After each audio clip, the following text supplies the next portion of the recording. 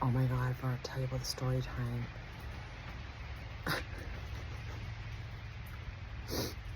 The lady who coughed herself and farted at the thrift store. In a quiet thrift store. She went, and then she went, I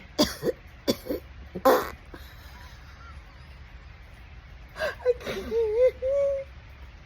I had to bury myself in the lingerie. Oh, I laughed so hard.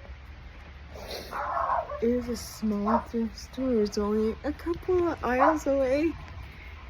And I didn't realize other people were there, but there were other people. They were all perfect.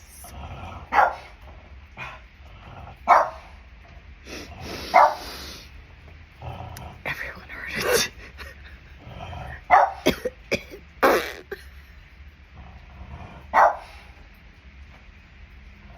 Priceless.